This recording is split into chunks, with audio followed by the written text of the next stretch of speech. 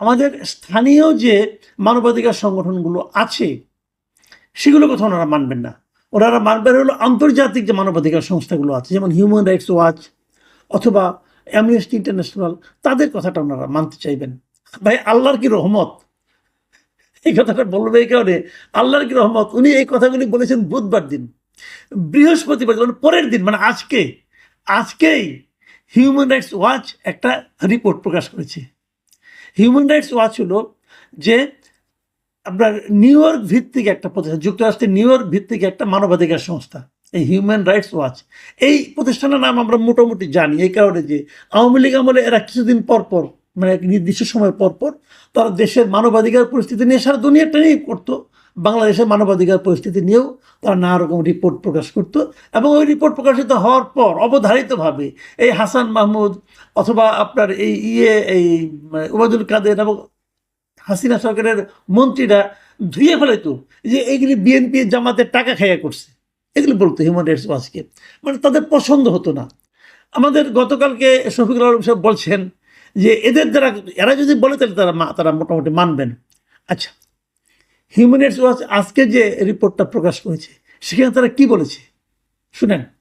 তারা বলেছে যে নতুন করে এই গভর্নমেন্ট যে একটা সন্ত্রাস বিরোধী আইন করেছে 2025 সালে, এটা আগের আইনটাকে সংশোধন করেছে, সেটার মাধ্যমে তারা কি কি করতে বলছে শুনেন কি বলছে।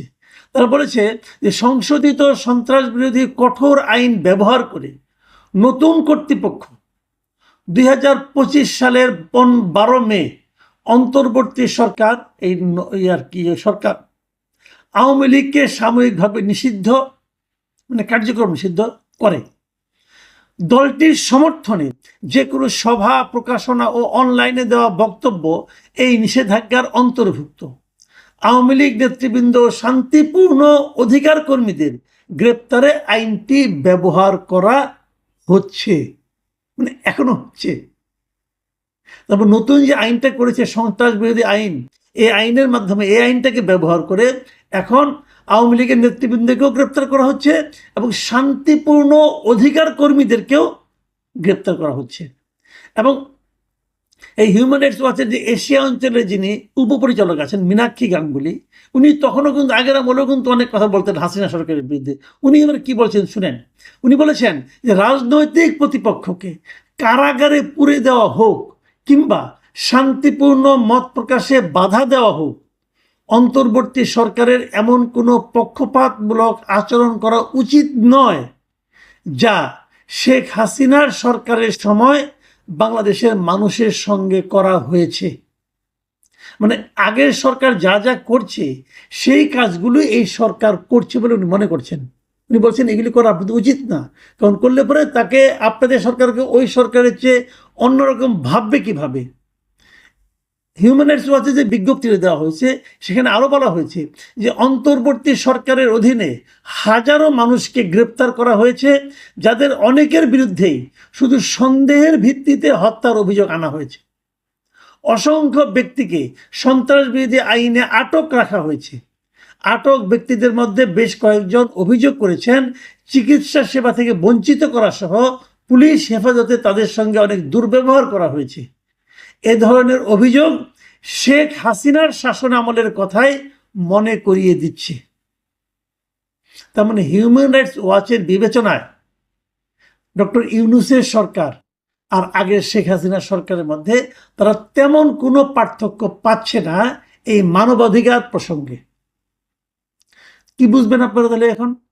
এবং ওনারা একটা ঘটনার উল্লেখ করেছেন, আপনাদের মনে আছে গত 28শে আগস্ট মঞ্চ 71 নামে একটা সংগঠনের একটা আলোচনা সভা, গোল টেবিল বৈঠক থেকে কিভাবে ঢাকা ইউনিভার্সিটির প্রফেসর হাফিজুর রহমান কার্জনকে, সাংবাদিক মঞ্জুর আলম পান্নাকে ধরে নিয়ে যাওয়া হয়েছিল। তারা সেখানে মানে আলোচনায় অংশ নিতে গিয়েছিল। পান্না তো একটা শব্দ উচ্চারণ করে না, সে আলোচনায় অংশও নিতে পারে নাই, সেখানে বসেছিল। ওনাদেরকে ধরে নিয়ে গেছে এই সরকারি পুলিশ। প্রথম বলেছিল যে তাদের নেওয়া হচ্ছে নিরাপত্তার জন্য, পরে তাদেরকে গ্রেপ্তার করেছে এই আইনের অধীনে, এই সন্ত্রাস বিরোধী আইনের অধীনে। এই বিষয়টাও কিন্তু এই হিউম্যান রাইটস ওয়াচের এই রিপোর্টে দেওয়া হয়েছে। এখন আপনি তাহলে ওনাদের যে বক্তব্যটা, এই বক্তব্যটা সম্পর্কে শফিকুল আলম সাহেব কি বলবেন এবার? উনি তো চেয়েছিলেন এদের বক্তব্য, এবং তারা তো আরো বেশি বলছে। তারা বলছে তারা হাসিনা সরকারের সঙ্গে এই সরকারের কোনোই পার্থক্য দেখছে না মানবাধিকার প্রসঙ্গে। তাহলে কেমনে হলো? এবং এই হিউম্যান রাইটসের ওয়াচে এটাতে ওনারা আরো একটা কথা, গুরুত্বপূর্ণ একটা কথা বলেছেন। শুনুন কি বলেছেন। ওনারা বলেছেন সরকার রক্ষণশীল মুসলিমদের স্বার্থ সংশ্লিষ্ট গোষ্ঠীগুলিকেও নিয়ন্ত্রণ করতে ব্যর্থ হয়েছে। গোষ্ঠীগুলো তাদের দাবি আদায় করতে গিয়ে সহিংসতায় জড়িয়ে পড়েছে। মানে যে যে গ্রুপগুলো আছে যা নাকি রক্ষণশীল মুসলিমদের স্বার্থ সংশ্লিষ্ট, তাদেরকে সরকার নিয়ন্ত্রণ করতে পারেনি এবং তারা নানা ধরনের সন্ত্রাসী কর্মকাণ্ডে সহিংসতায় জড়িয়ে পড়ছে। এবং হিউম্যান রাইটস ওয়াচের আর দুটো কথা বলবো আমি মাত্র, বেশিক্ষণ সময় নেব না আপনাদের। হিউম্যান রাইটস ওয়াচ একজন রাজনৈতিক কর্মীর একটা বক্তব্যকে কোট করেছে তাদের রিপোর্টে। সেখানে ওই বক্তব্যে ওই লোকটা বলেছে যে হয়তো সন্ত্রাসী হিসাবে কারাগারে থাকা, নয়তো উচ্ছৃঙ্খল জনতার হামলার শিকার হওয়া, এছাড়া আমাদের হাতে আর কোনো বিকল্প নেই। মানে যারা বিরোধী রাজনীতিকে সাপোর্ট করেন, তাই হয় সন্ত্রাস হিসেবে কারাগারে থাকতে হবে অথবা মবের শিকার হয়ে প্রাণ দিতে হবে, এছাড়া এই লোকগুলোর হাতে আর কোনো বিকল্প নাই। মীনাক্ষী গাঙ্গুলি আরেকটা কথা বলেছেন। উনি সরকার একটা পরামর্শ দিয়েছেন, সেই পরামর্শটার কথা বলে আমি আমার আলোচনা শেষ করতে চাই। তিনি বলেছেন যে বাংলাদেশ সরকারের সন্ত্রাস বিরোধী আইনের অপব্যবহার বন্ধ করা উচিত। আইনটি রাজনৈতিক দমন পীড়নের সমার্থক হয়ে উঠছে।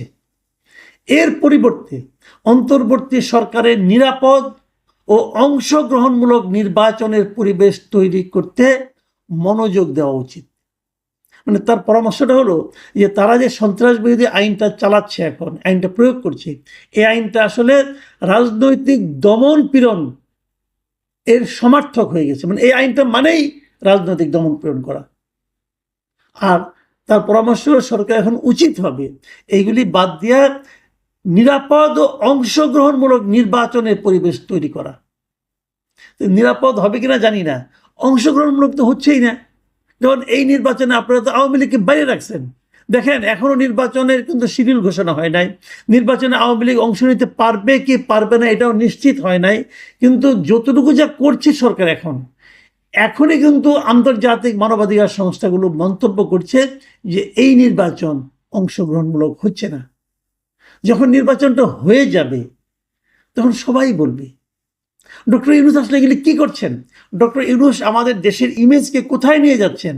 এবং তারও চেয়ে বড় কথা, উনি ওনার সরকারকে হাসিনা সরকারের সমর্থক করে তুলেছিলেন। তাহলে কি হাসিনা সরকারের সঙ্গে দেশের জনগণ যা করেছে ওনার জন্য কি সেটাই প্রাপ্য হয়ে দাঁড়ালো?